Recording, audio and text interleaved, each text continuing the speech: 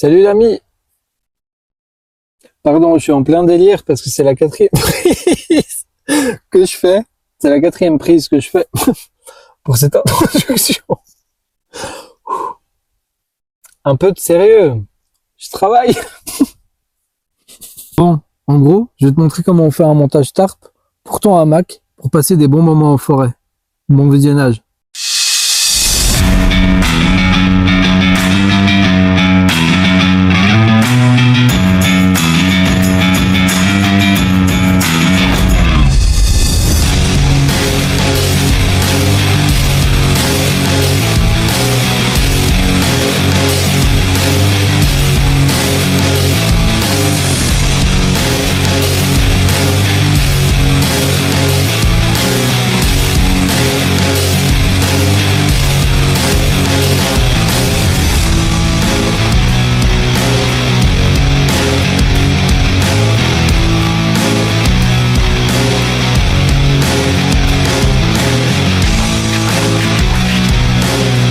Bon, pour commencer, je vais déjà poser mon hamac. Pas bien compliqué.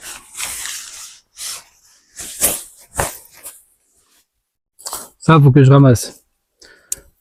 J'ai ma corde à nœud. Tu peux aller la voir. Comment est-ce que j'utilise sur l'autre vidéo. En attendant, j'installe mon hamac.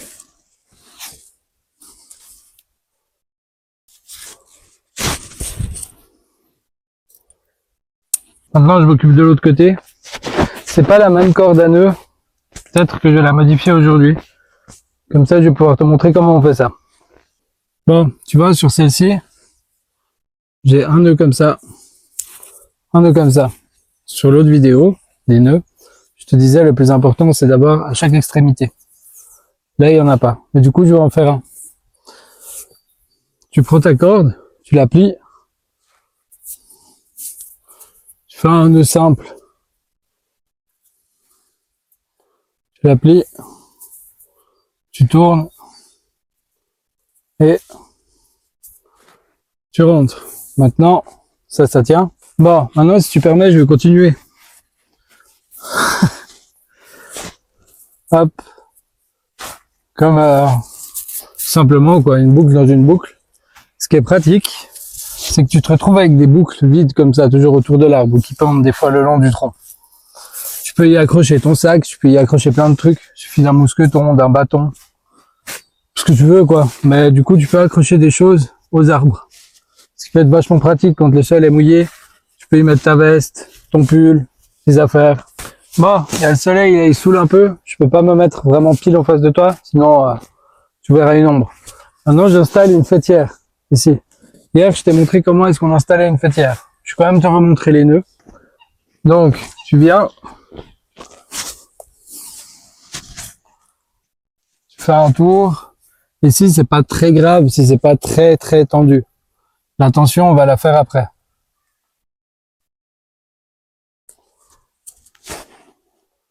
Voilà.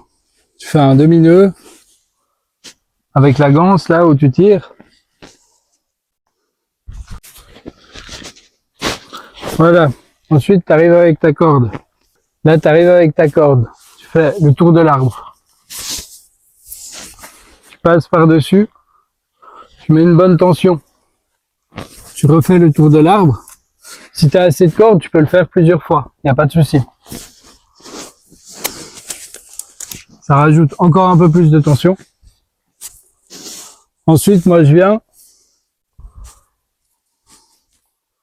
Je refais ma boucle là. Ça, c'est bon, ça tient. T'as pas besoin de pouvoir tirer à l'arc avec ta faîtière. D'ailleurs, la faîtière, elle est aussi faite pour te protéger des branches qui vont te tomber sur la gueule la nuit s'il y a du vent. Une corde très tendue aura moins de résistance qu'une corde un peu souple.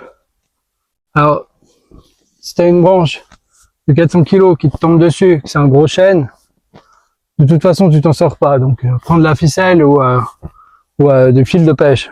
Bref, ça va tenir mon tarp. Voilà, là, j'ai réalisé mon nœud avec la ganse. Premier point d'accroche. Là, j'ai fait le tour de l'arbre, passer par-dessus la corde, le tour de l'arbre, par-dessus la corde, tirer bien tendu. Si tu veux, tu peux rajouter un petit bâton ici si tu as peur que ça coulisse et que ça te libère le nœud. Franchement, moi, j'ai jamais eu besoin de ça. Et je vais te montrer ensuite une autre astuce que moi j'utilise. Bon, du coup, soit t'enfiles le petit bâton là dans la corde pour pouvoir bloquer le nœud. Moi, j'ai une autre stratégie. C'est ce que les Berbères, ils utilisaient sur le dos des chameaux pour pouvoir nouer les bagages quand j'ai fait ma marche là-bas.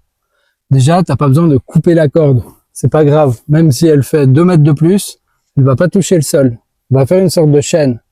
Tu verras, au début, ça paraît compliqué. En fait, ça l'est pas tant que ça. Soit tu mets ton petit bâton, tu tires, et le matin, quand tu pars, t'enlèves le bâton. Moi, je trouve ça vraiment plus embêtant des fois. Soit il faut que tu le limes, sinon tu peux pas l'enlever d'un coup facilement. Donc, je vais quand même retendre un petit coup la corde, parce qu'à force de te montrer, je la détends. Ce que je fais, je prépare ma boucle en croisant bien, là pour faire ma. Ensuite, tu passes ta ganse, tu tends.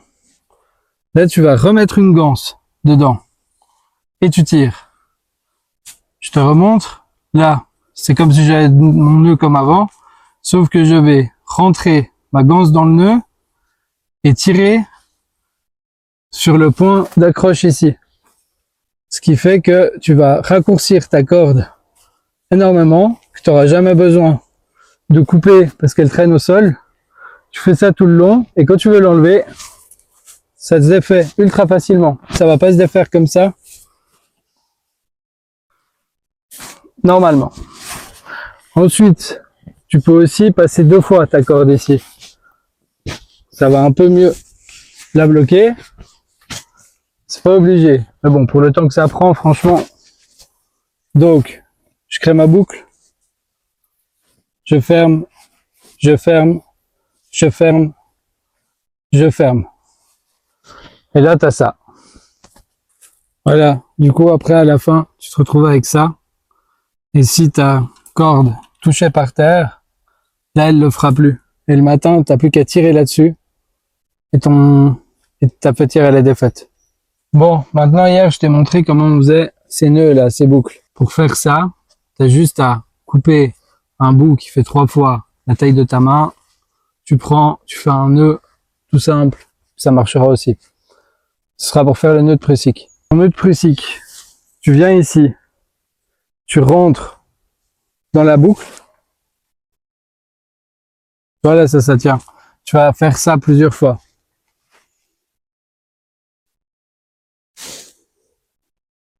Tu fais plusieurs fois le tour en allant sur l'intérieur. 3 fois, c'est suffisant. Et là, ça va te le bloquer.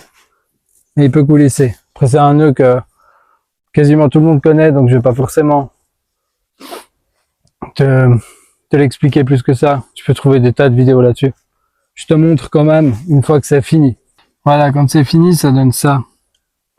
Je vais essayer de le détendre un peu. Tu verras peut-être mieux.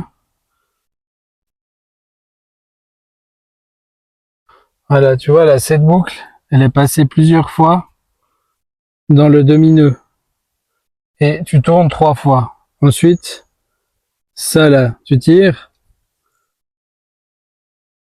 Et là, tu peux mettre de la tension, ça bougera pas.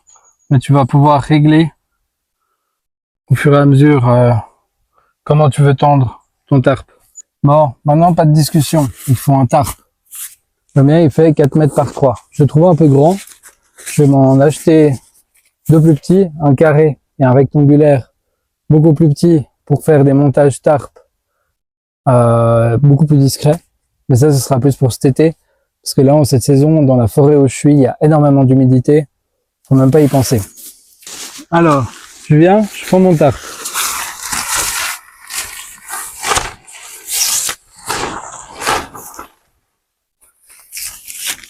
Sur le mien, j'ai soit 1, 2, 3, 4 points d'accroche. Va savoir pourquoi les fabricants n'ont pas pensé à en mettre un 5e au milieu. Je vois pas où c'était compliqué. Moi, ça me bousille plein de montages à cause de ça. Ou sinon,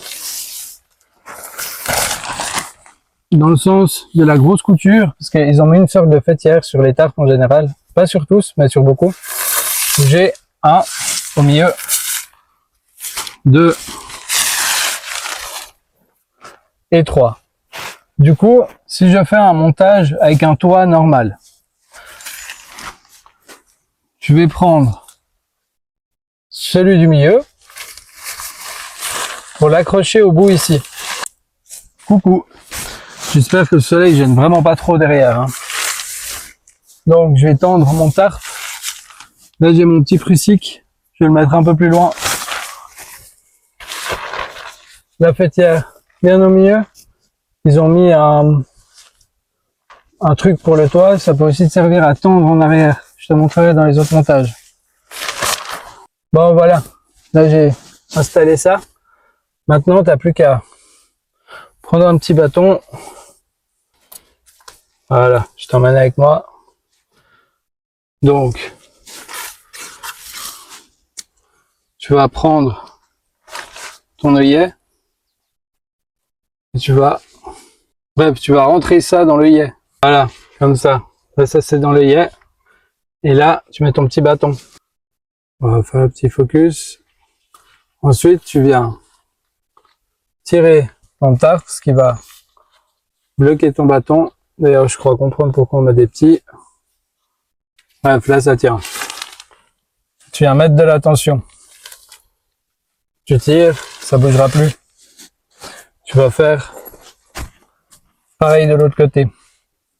Voilà. Ici, j'ai installé à la sangle. J'ai dû refaire un petit prussique. J'avais pas de corde assez fine et ça ne rentrait pas là-dedans. Bon, maintenant, il va te falloir un mât.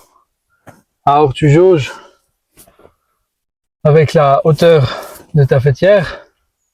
Est-ce que tu veux que le toit soit plus bas ou plus haut que là où tu dors et que ça descende de l'autre côté? Ça, c'est toi qui réfléchis. En général, je fais jusqu'à mes yeux, un peu ma tête, yeux, tête. Faut compter que tu vas le planter à peu près 30 cm. C'est un arbre mort, si jamais.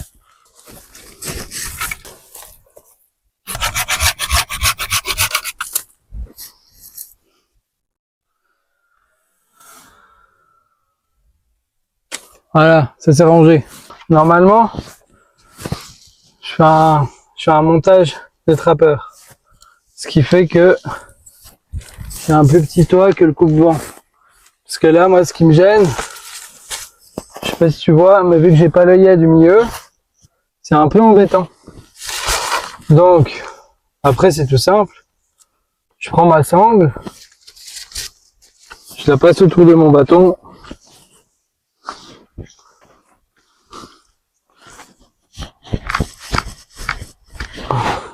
Ensuite, je vais prendre une ficelle, venir tendre ici. Voilà. Là, tu viens, tu prends, tu fais une sardine, tu tends et tu vas planter de l'autre côté. Fais une pointe. Si le sol il est dur, c'est bien que tu fasses un petit... tu dégrossis les bords. Ça évite que le bois il pète. Tu fais pas une pointe, tu fais une sorte d'arrondi. Ça évite que le bois pète quand tu tapes dessus. Je le fais pour te montrer, mais j'ai absolument pas besoin de faire ça. Bon, maintenant je me retrouve avec ma corde que je vais venir planter. Et ma sardine. Je peux faire un cabestan. Il me semble que ça s'appelle un cabestan. Voilà. Là, ça tient. Je vais venir planter ma sardine. Tu la plantes pas droite à 30 degrés à peu près. Ça tient mieux. Sinon, si elle est droite, à la moindre tension, coup de vent, hop, ça va te la sortir. Bon, puis comme je suis super bien organisé, j'ai pris bien assez de cordes, je vais pouvoir faire un beau montage. Non, j'ai pas pris assez de cordes.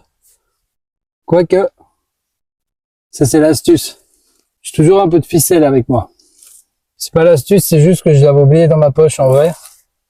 Du coup, ça va sauver mon montage. Bon, tu vois là, ça c'est pas très joli. c'est pas grave parce que je vais le rabattre là-bas et je vais le fixer derrière. Moi j'aime bien que ce soit mi-ouvert. En général, je vais rentrer dans l'œillet avec ça. Je prends mon petit nœud. C'est comme pour la corde à nœud, c'est exactement le même nœud. Comme ça, je fais un tour. Et là, tu te retrouves avec ça. Tu fais pas pareil de l'autre côté parce que tu sais pas toujours la distance qu'il y a. Ou alors, tu peux prendre le risque. C'est aussi une option. Nous, on va prendre le risque. En général, tu peux faire un petit cabestan. Et puis ça va aussi. Cabestan que tu fixes. Ton petit piquet. Je rentre ma boucle là. Ensuite, je passe toute la ficelle. Je vais insérer ça. Tu prends ton piquet. Tu vas le planter. Ce genre de petits nœuds, tu peux les avoir déjà prêts dans ton sac. Déjà avec une autre corde que juste une simple ficelle. C'est toujours mieux pour pas les paumer. Parce qu'après ça, c'est très petit. Ça s'en mêle. Voilà. Une fois que c'est terminé, ça te donne ça. Tu peux venir, s'il risque de pleuvoir, rajouter un mât ici pour pousser l'eau à s'écouler. Ou venir rabaisser tout simplement ça ici. La sangle, tu la descends. Ça va te faire un appentis pour que l'eau s'écoule. Moi, ça me dérange pas quand l'eau stagne dessous. Je peux aller la récupérer le lendemain. Et là, franchement, on est quand même pas trop mal. Ensuite, ça, si ça te gêne, tu peux le fixer au mât, fixer au sol, le rabattre sur le dessus. Ça. Moi, perso, là, ça me gêne pas. En plus, le soleil se lève de ce côté. Ça me fait un peu un pare-soleil pour le matin. C'est bien ouvert, c'est protégé. Le vent arrive toujours de ce côté là-bas. Je suis protégé du vent. Franchement, là, on est bien. Bah, je m'étais pris de quoi me faire un cappuccino. Mais vu la météo qu'il fait, c'est fou. On est en janvier, il fait plus de 10 degrés, grand soleil. Faut pas se plaindre, hein. Mais du coup, de l'eau suffira très bien.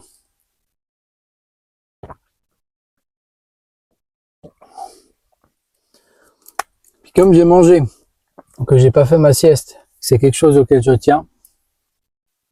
Je vais profiter de mon montage, me faire une petite sieste, profiter de la vue que j'ai sur le lac, à l'abri du soleil, à l'abri du vent, ouvert sur la nature. C'est très méditatif. Je t'encourage à faire des petites expéditions comme ça une fois de temps en temps. T'as vu, ça prend pas très long. Là, ça me prend du temps parce que je t'explique. Faut que je regarde dans quel angle je te mets. Mais ça vaut la peine.